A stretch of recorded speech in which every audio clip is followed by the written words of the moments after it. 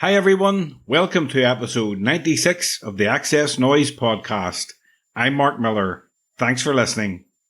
In this episode, I speak to Scottish singer-songwriter Nina Nesbitt about her long-awaited and eagerly anticipated third album, Älskar. If you missed the previous episode, I spoke to legendary musician, actress, TV presenter and YouTuber Toya Wilcox. It's a very good question because there is no way that cast would not let it be special.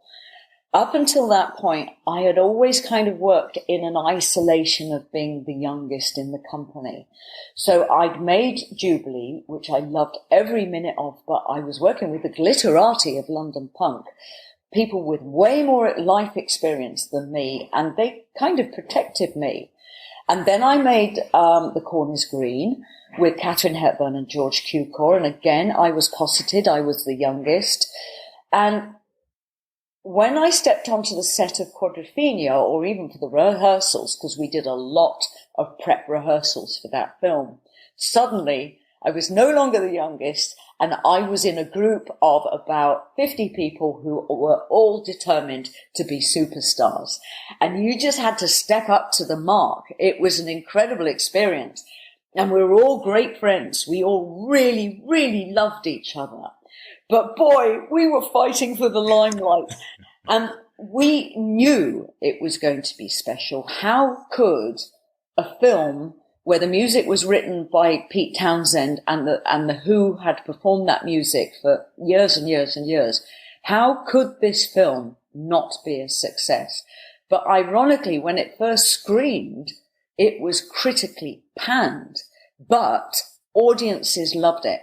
And we're talking about, I think it was about 1979, we shot it, 1980, it was released. Generation after generation around the world has discovered this film and loved it. And it even still has conventions in Los Angeles. So check it out. And if you like the podcast, please subscribe and share it with your friends. If you want up-to-date music news, album reviews and interviews, then check out our main website at xsnoize.com. You can also follow us on Twitter, Facebook and Instagram. Search for the tag at XS Noize Music. Here's XS Noize writer Daniel Lynch with a taste of what's been on the website this week. Muse are back with a new album, Will of the People. Michael Barron says that in parts the band are at their best, intense and concentrated on powerful concepts. At other times though, the album is lacking. 7 out of 10. Imelda Heher has been listening to the new album from Stella Donnelly. Imelda says that on Flood, the Australian has soundtracked The Last Days of Summer. Cold is the standout track, 8 out of 10. There's new music streaming on the website from Pulled Apart by Horses, Skinny Living and Arctic Monkeys. And there's news of Ash reissuing their third album on vinyl. Finally, XS Noize was at Gaslight Anthem's final European tour date in Belfast. The New Jersey band is back after an indefinite hiatus and planning a 6th studio album. The mood is optimistic again and the band is clearly gelling on stage, getting fans even more excited for new music. Read the full review with photos from Claire McAllister at xsnoize.com.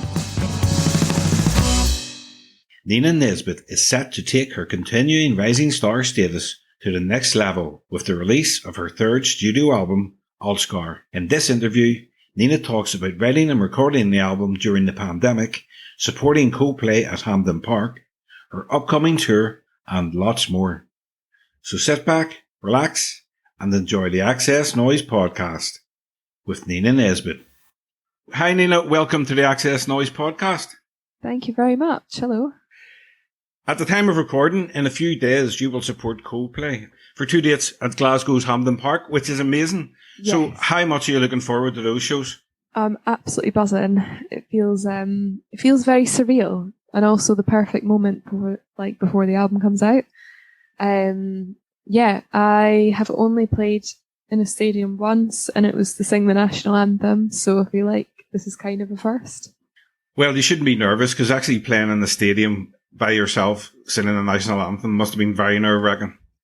Yeah, it was 8 years ago. I actually just watched it back for the first time last night and I was like, oh my God, how did I do that?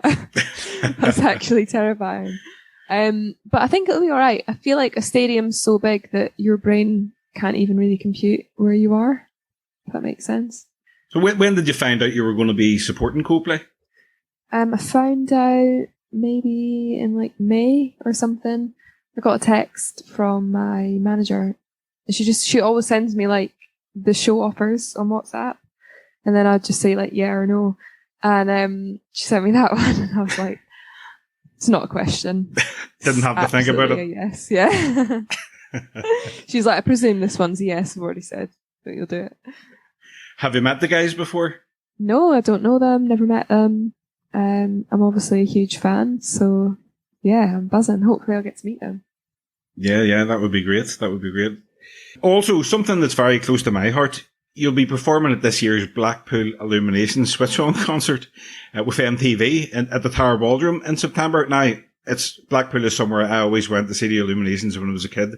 So, how's that going to be for you? Yeah, do you know what? I feel like I've played it before. I've definitely played in Blackpool before at something like that.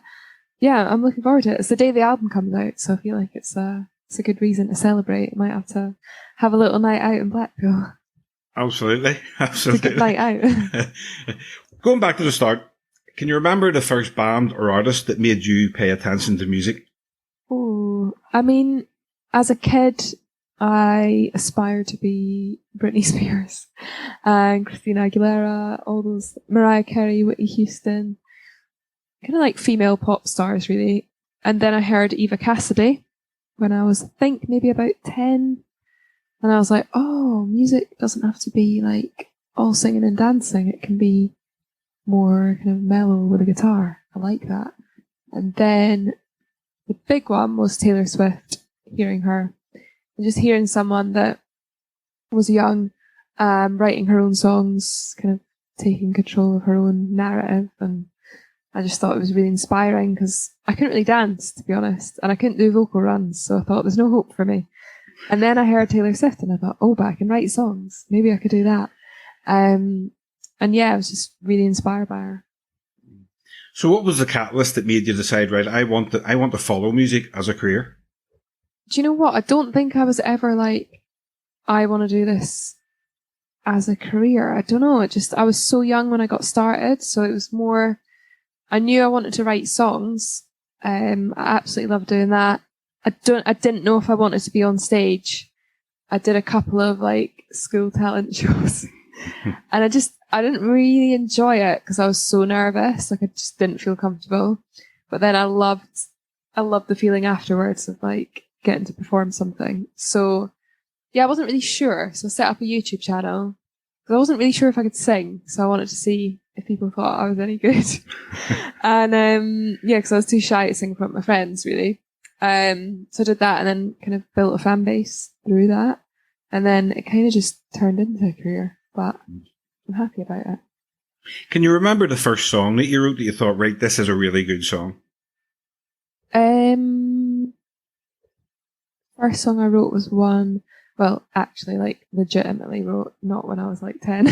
The first one, I think I was maybe 15, and I wrote a song called Standing on One Leg. And it's the first song that I kind of performed live. Looking back, it's probably not a great song, but at the time I thought it was amazing. And it was about feeling like I'm standing on one leg because I'm, growing up and it's all happening at once. But yeah, that was the first one. Well, as a songwriter, you've written for artists including Jessie Ware, Olivia Holt, Don Diablo, and The Shires. When you write a song for these artists, are you ever tempted to go, no, I want this for myself. I want to keep this. It's good. No, I'm never. Do you know what? I get asked this a lot, and I've never once given a song away that I think I should have kept. Or, like, if I'm in the room with another artist, it's so focused on their story that I never feel like I should sing it. Do you know what I mean? I'm just like, I'm happy to be part of it. But there's definitely been a few times where I've, like, fought to keep songs that I've written with other people that they think should be like given away. But I'm always like, do you know what? If someone massive comes along, have it. But yeah, I think you just know, you just get a feeling. It's not very often. I think as songwriters, we write so many songs that we don't really have a connection to, or we don't think, oh, I probably wouldn't release that. I think you've got to write so much to really get the ones that you're like, yes, I'm releasing this. So, yeah, no is the answer. Well, you're about to release your third album, Älskar. I hope I'm pronouncing that right, by the way. Yes. You're releasing it in September. Did you go into the writing and recording of this album with any preconceived ideas of what kind of songs you wanted to write about and how you wanted the songs to sound? Yeah, I knew I wanted, so it's quite random. At the end of 2019, I stopped touring. I'd done like 2-3 years touring with the last album. And the main thing for me was wanting to write songs that were more upbeat and would sound really good live. So I kind of went into it with that mindset. I had the title already, and I knew I wanted to write an album kind of about love and all the different forms of it. So I went into it kind of with that mindset, and then obviously COVID hit, couldn't get into the studio. So then I feel like it's kind of evolved throughout the years of writing, and some of it's more kind of mellow, folky towards the end of it. So yeah, so kind of just a representation of the strange times that we lived in when I made it. Yeah, I've spoken to a lot of artists recently who had to record their latest releases remotely. How challenging did you find it recording remotely? I mean, considering that I decided to make an album in a country that I couldn't get into, it was quite tricky. Yeah, I'd wanted to make the whole thing in Sweden, and then I couldn't get into the country, so that was tricky. Then I tried on Zoom, and I don't know, I just really struggled with it. Some of the songs, Dinner Table was written over Zoom, and Heirlooms was written over Zoom. So there's a couple on there, but I just love being in a room, whether it's just by myself or with other people. Like, I just love bouncing off each other, and I feel like there's so many conversations that happen in the room that don't happen on Zoom that could spark an idea. So I always feel more inspired in person. But yeah, I don't know, I think it's kind of forced the album to be a lot more introspective and personal, almost like a diary in a way, because a lot of it was just written here. So yeah, I think it's had its perks and its not so great things. So who else was involved in making the album? So a lot of Swedes. I went over there to stay with my gran, and I did a few sessions. So Jack and Coke were a huge part, and they've done so many songs that I love, with like Tove Lo, Charlie XCX, Astrid, like a lot of Scandi pop stuff. And then Elvira, who's one of Max Martin's new signings, who's amazing. She's a young female producer, songwriter. And yeah, love working with her, and a load of others. I also got to work with Dan Wilson, who's a huge bucket list session of mine. He wrote Someone Like You with Adele, which is just, I think that's mind blowing that he wrote that.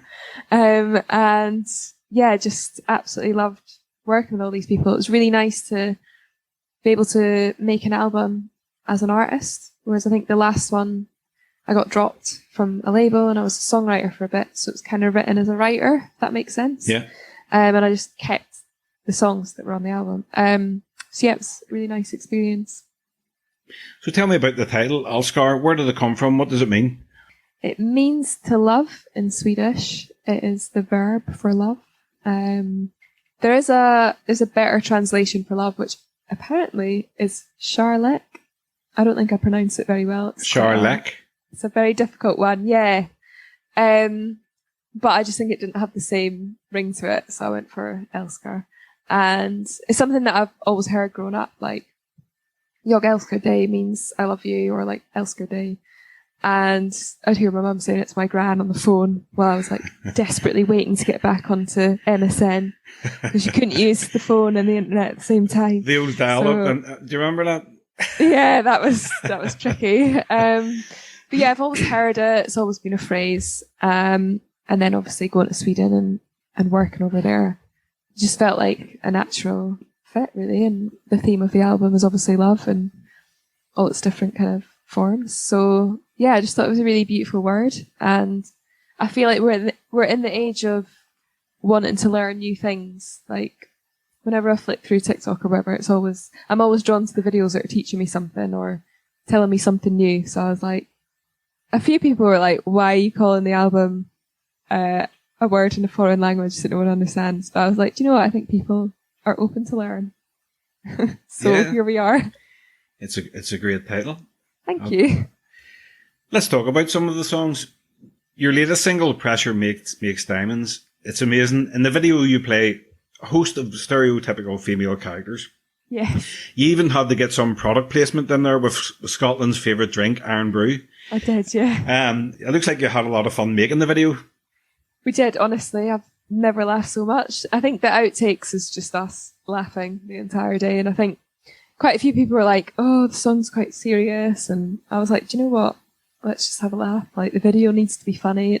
I don't want it to be preachy or all like down in the dumps. I want to make light of it.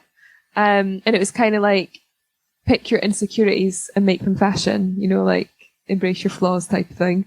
And just have a laugh with it. I think if there's something that scares you or makes you feel shit or worries you, if you can find a way to laugh at it, it loses its power. Do you know what I mean? Absolutely. So that was kind of the inspiration for the video.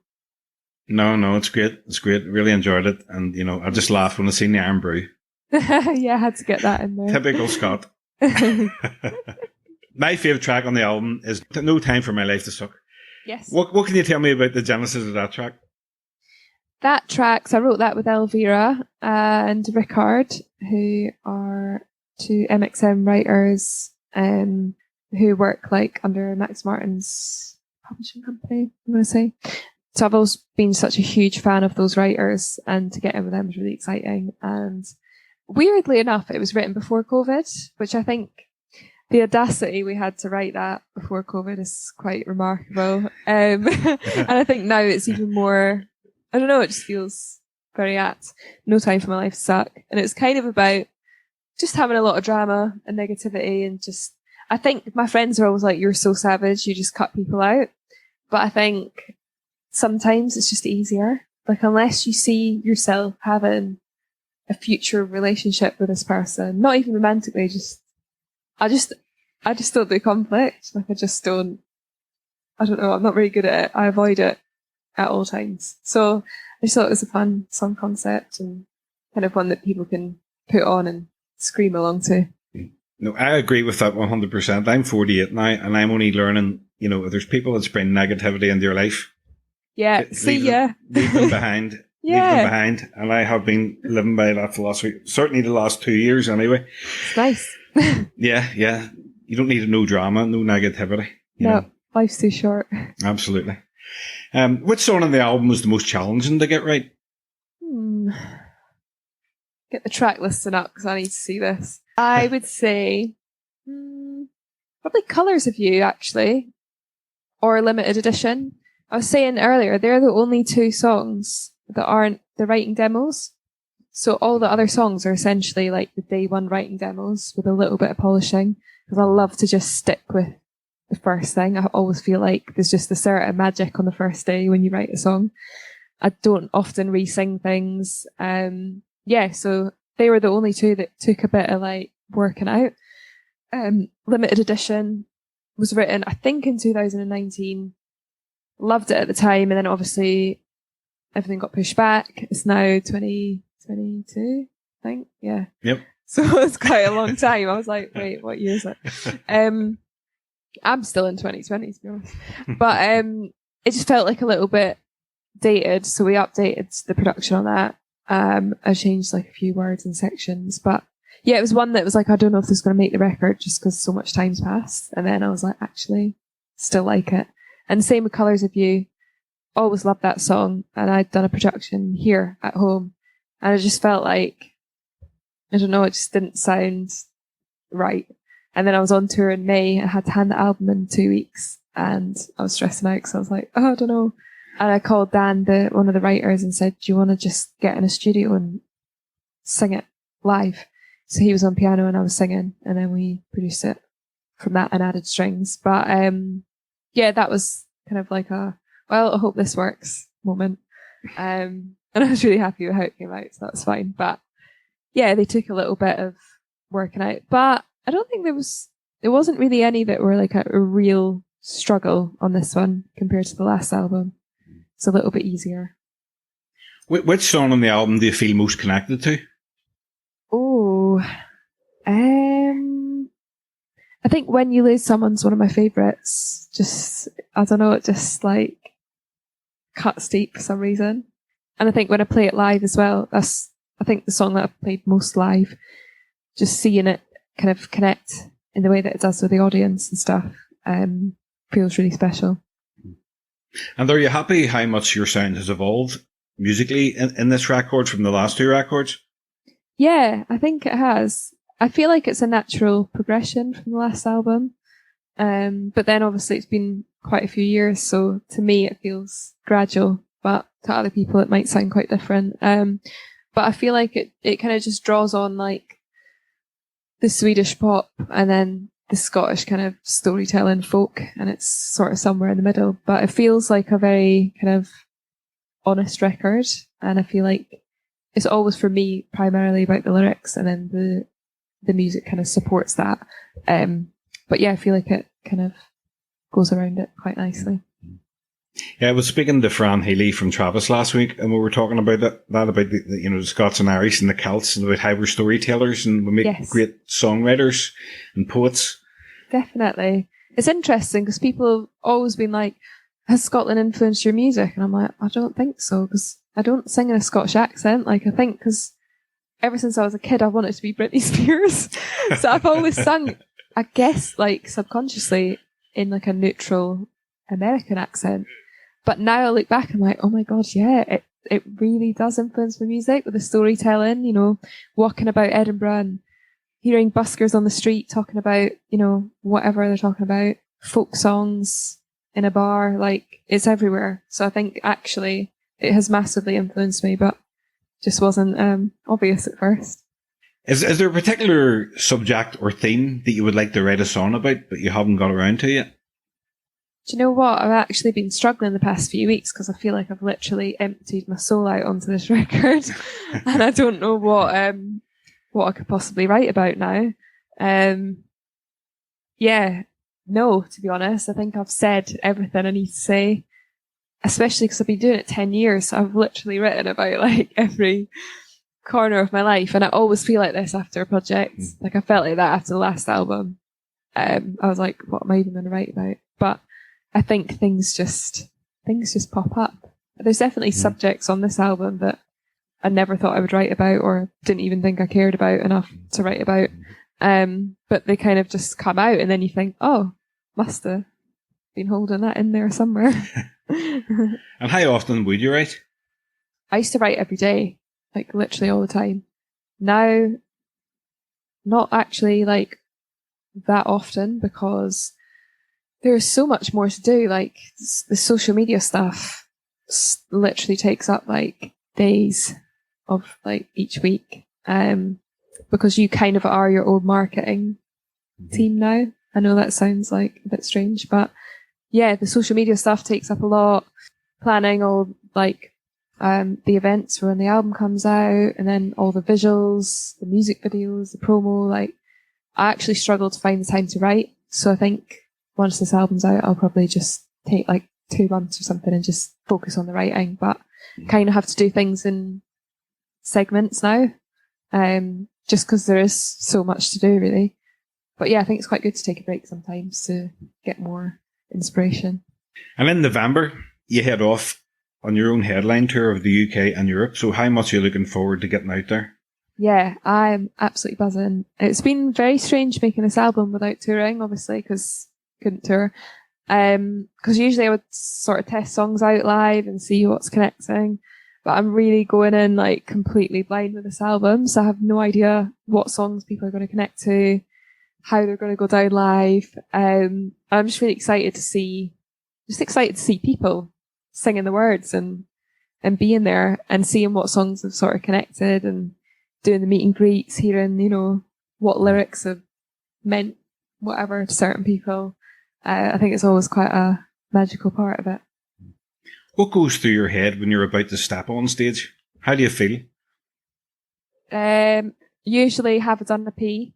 Do I need to pee? A bit of a nervous weir. Where's my rum?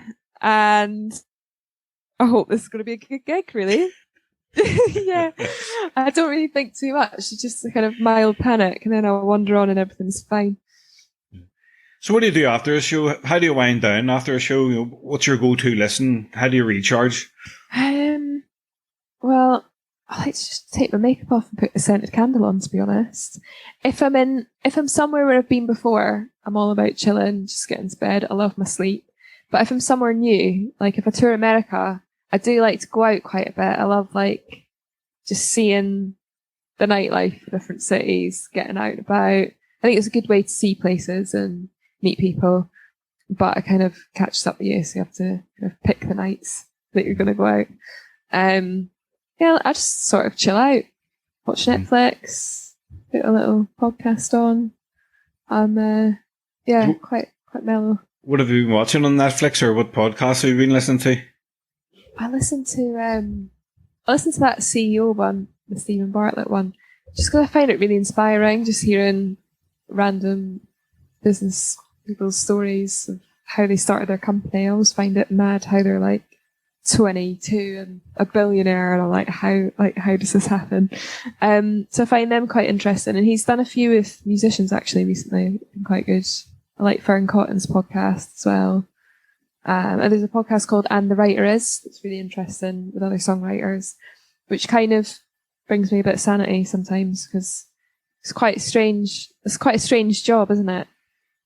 Doing music. I think sometimes you can feel like you're not doing enough, and then you listen to that podcast or something like that, and you're like, oh yeah, okay, we're all in the same boat. So yeah, there's quite a few out there, but I do love a podcast. Yes, so do I. And funny enough, I was watching on YouTube the latest Diary of a CEO last night with Gary Neville, of all people. Oh, okay. Not seen that one yet. Not that I'm a Man United supporter, but it's a good one. Just have to put that in there. Yeah, and I'll have to check out that songwriting one. You know, it's very interesting, because there was actually, I think, a book published a few years ago, and it's all interviews with songwriters, like from Paul McCartney to Noel Gallagher, and everybody has a different songwriting method.